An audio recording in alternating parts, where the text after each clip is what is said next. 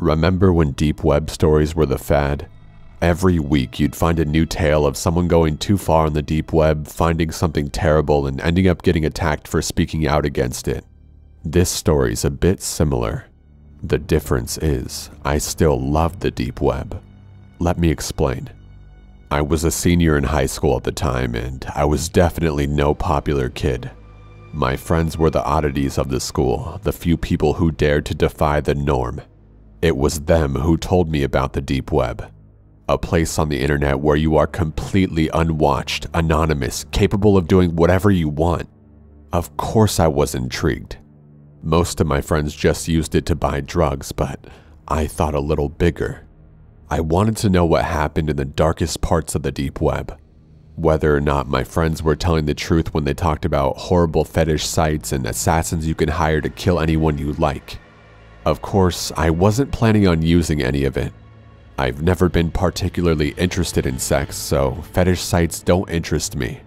And there's really nobody I'd like to kill. It was really the mystery of it all that fascinated me. Going to these sites would be like peering into a side of the world only a few have ever seen. Like a whole new experience. At the time, I was tired of the monotony of life. I'd get up at the same time every day, go to school, attend the same classes, talk to the same people, go home, play some games, do homework, and go to sleep. And then it'd repeat.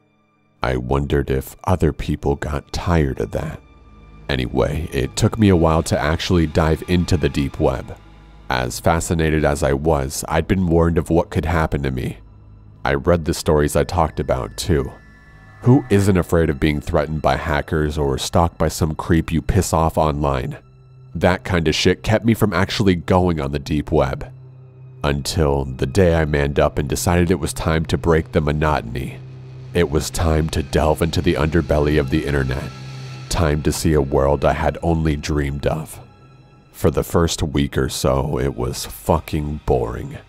It was just drug sites and stuff where people exposed to government secrets or whatever. Nothing as dark as I expected. I don't even do drugs, so that was useless to me. And I wasn't into politics. There wasn't really much I was into back then.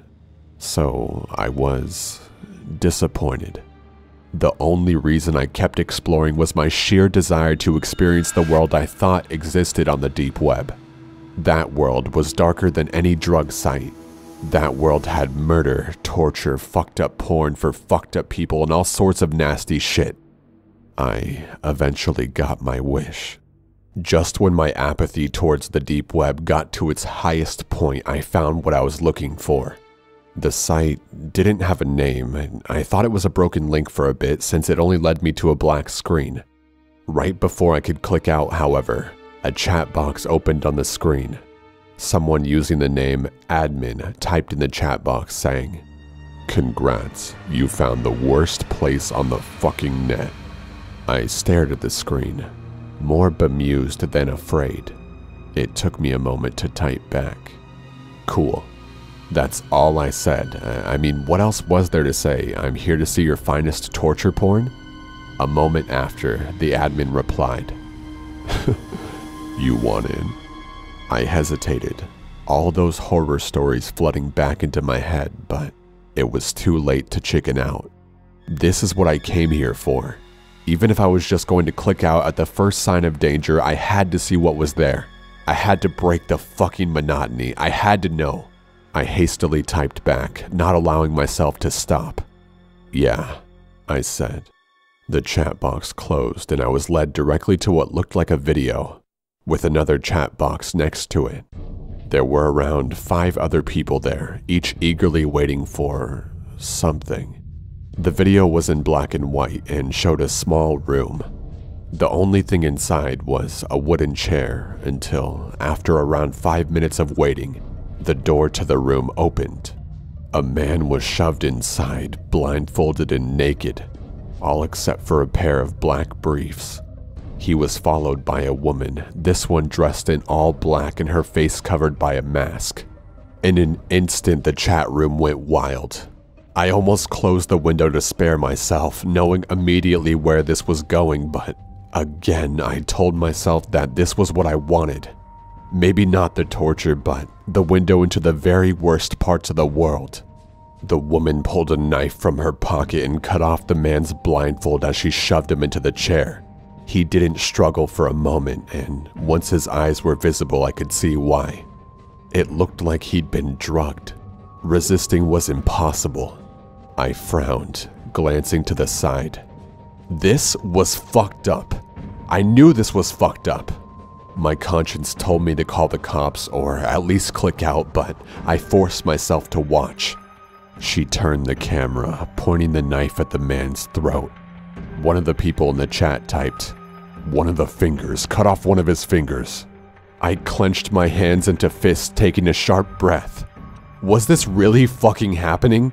Was I gonna just watch as this guy got mutilated as a small crowd of people watched in glee?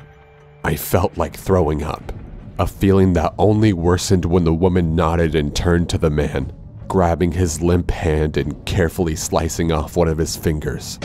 Blood spurted from the wound and the man moaned in pain, but he couldn't fight back. Breathing heavily, I hovered my cursor over the X, planning on getting the fuck out of there, but I didn't. The woman looked unimpressed, as if she thought the people in the chat could do better. Another person called for a slice up the man's arm, and she complied. He was bleeding heavily now, clearly in deep pain, but these people were fucking sick. They were cheering her on from chat, suggesting new and painful tortures for her to inflict. Eventually, I stopped breathing heavily. I stopped feeling sick. It was starting to grow on me. By the end, the man was on the ground, covered in blood and breathing heavily. I watched this for around half a minute. The people in chat were starting to die down. They'd inflicted enough pain. They had their fun. It seemed like things were wrapping up. Funny, I thought, how it was over just when I was getting into it. I smirked. This was exciting. This was better than any game I could play, much better than any fucking class I could attend. Better than sitting with a group of fucking nobodies pretending like I cared for a goddamn second about them. This was the world I wanted to see. This was darkness. This was the underbelly. This was reality. Fucking end him. Slit the throat. I typed in chat for the first time. She nodded for one last time, bringing the man to his feet before slowly dragging her blade across his throat, sending more of his blood spurting out. Once it was done, she dropped him and he fell to the ground limp. He was dead. The people in chat started complimenting the torturer, talking about how it had been another good time, starting to set a date for the next showing. On screen, the woman left the room, leaving the corpse behind. Of course, I hastily wrote down the date for the next showing. This was going to be a part of my life now. I was going to be a part of something bigger. I was going to command these people's deaths. What a rush. So, yeah, I still love the deep web. I'm in college now, and now I'm even more immersed in the deep web. I've seen some shit people would freak out just knowing exists. I fucked around every sick porn site known to man. I've finally broken the monotony of life. Inspirational, right? How one high schooler defies the boredom inherent in his life by discovering his true passion. I love the deep web.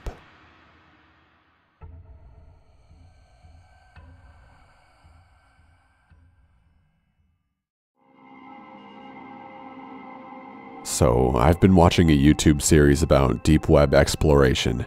I won't name this series or the channel it belongs to. I mean, I'm not getting paid for advertisements.